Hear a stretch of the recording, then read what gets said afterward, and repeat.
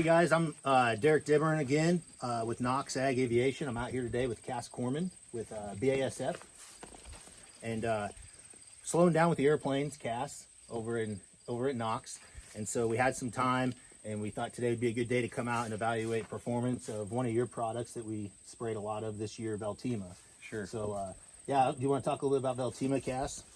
Yeah, so we've been looking at some fields where we've had some disease pressure showing up here in central Nebraska here over the last couple of weeks.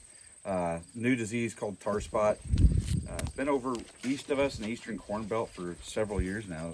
I think we're going on 7 or 8 years now, Derek, Yeah. Where Michigan, you get into Ohio, they've started basically treating a lot of fields maybe multiple times in the season because of tar spot.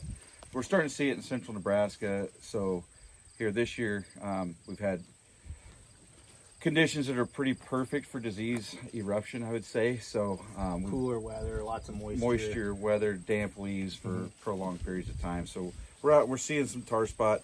I don't know how well you can see our ears here or our leaves here, but many lesions of tar spot. We're evaluating the performance of Veltyma that we've done in the fields, and for the most part, the field we were just in, we saw really nice performance. The upper leaves are very well protected. You guys at Knox take pride in how you guys put the product on, correct? Yeah, You're definitely. definitely putting on an application where we're with an airplane, we're getting good coverage down, probably at least to the ear leaf. Most generally 1 or 2 leaves past the ear leaf below. So we are seeing a little bit of disease pressure below the ear leaf in here. Whether that's, so we saw some gray leaf spot, I think a little bit of southern rust, and a little bit of tar spot as well. So as we're getting now to where we're seeing that first application possibly run its course, we might start seeing some more things show up at the ear leaf level and then progress higher as the season wears on. Yeah, so Cass, I checked before while we were still at the office, we sprayed this field July 23rd with 7 ounces of Veltyma insecticide. And so like Cass was saying, overall, this field specifically, I think we're really happy with performance. And we came out here, and the first thing we both started looking at was the lower part of the canopy where we knew we probably maybe didn't get coverage. So if you look at this plant here, if you come up 1 leaf from the stalk, there was another leaf that died off already. So as this plant's starting to senesce, we did see a little tar spot right here. And then on the second leaf up, was a little bit better, but we found a little bit more. And then actually at 1 ear leaf below, or 1 leaf below the ear, here's our ear, and then here's the ear leaf, really very, very clean. So you might see a little lesion here and there, but pressure looked really good on this field, you know. So we put this fungicide exactly where it needs to be, and then as you come up higher, it just really gets better and better. So a sign that we made a really good application. We used a really good fungicide that overall out here performed, I would say, very, very well. I don't see any reason to be concerned with disease in this field. Do you? No, this field looks really clean.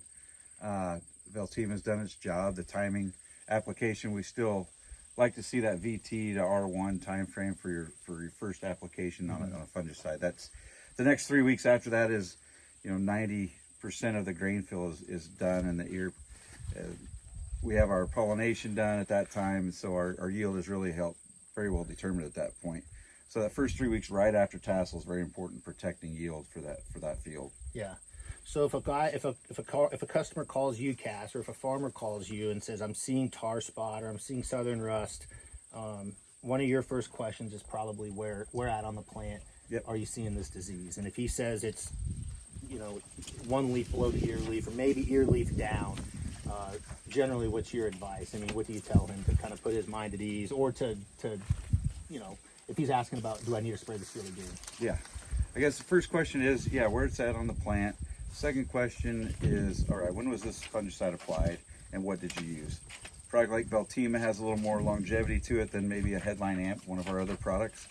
That kind of helps us determine the date, the disease onset, where it's at in the plant, and the progression. If it's below the ear leaf, I'm just going to most generally tell you, hey, let's keep an eye on it, check it in a week or so, see the progression. At this point in the time, it's really hard to be economically efficient with another fungicide application but we want to monitor that disease progression up the plant. Now, if it gets to where we have multiple diseases that are progressing pretty good up the plant, that might consider maybe one check mark to let's go out for the second application. Another one might be, hey, that field is 10 miles away from our home place. We want that one to stand until November 15th. Yeah. That might be another time when it does have that disease pressure. That's the second check mark against that field. So that might be looking to where we do another second or another application on a fungicide at that point. So that's a good lead into my next question. A question I get a lot is harvestability, standability. I think maybe there's a little confusion sometimes. So if you have disease below the ear leaf, is that disease going to affect this stalk at harvest? Most generally, if the fungicide is put on at that VT time frame, you're going to get the majority of your standability strength from that application. Yeah. The plant health is if we see tar is done spot on there. this leaf, that tar spot doesn't go into the stalk and turn into a stalk rot issue, right? Correct. There's no relationship with foliar diseases like tar spot, gray leaf spot, southern rust, things like that on the lower part of the leaf. Right. Where we really run into causing that, problems. Derek, is we get into the upper leaves Yeah. and we start losing the green parts of our upper leaves, the healthy parts. Yeah. Then the plant can't use the sunlight to metabolize nutrients. So then it does start cannibalizing off the stalk. Exactly. Yeah, that's and what I where we wanted run you to get into. into. Yeah. That's what we're running into with standability issues Right. then. So I think we talked about that a little bit last week. You know, when your upper leaves, you know, and let's just say leaves above the ear leaf start getting covered in foliar diseases, it will basically signal to the plant as it's still trying to work on this ear and fill this ear that it wants to pull nutrients out of the stalk now because it's not getting what it needs from these leaves because they're shutting down because they're covered in disease. Absolutely. So that's the biggest benefit of making those applications, those timely applications, and covering with an airplane, we do a really good job covering everything from the tassel, all these leaves. I always say about 2 leaves below the ear leaf is getting good fungicide applied. And this is a really good example of that because we are seeing some foliar disease. There's some gray leaf spot, there's tar spot, there's even a little southern rust on those lower leaves. Yeah, and to finish the crop up, we need the upper leaves to do that. The lower leaves have done their job. They were there early in the plant's life. As far as we are now, we're about full bent on this field here, R5-ish. I'd say we're R5, yeah. I mean, I'd say 90%. I mean, this corn's dented pretty good.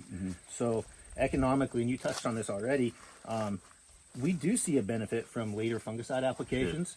Sure. But from an ROI standpoint, our most economic, the best value with that fungicide is to apply it at VT-R1, and then really just kind of evaluate and monitor pressure and make your decisions, beyond that, really on a case-by-case basis sometimes. Yep, for sure. So. Yeah, now we could see 6 to 8 bushel increase if we go spray a fungicide on this field now. But your return on investment is lower, where the VT treatment still gives you the same type of plant health and your standability strengths that you get from a later application as well, later in the year. Like I said, our biggest thing is making sure these upper 6-7 leaves are healthy and feeding that plant to harvest time so it can fill out the rest of the ear and fully develop the grain. Yeah, I think this crop looks really good. Yeah, I think it definitely benefited from the Veltyma.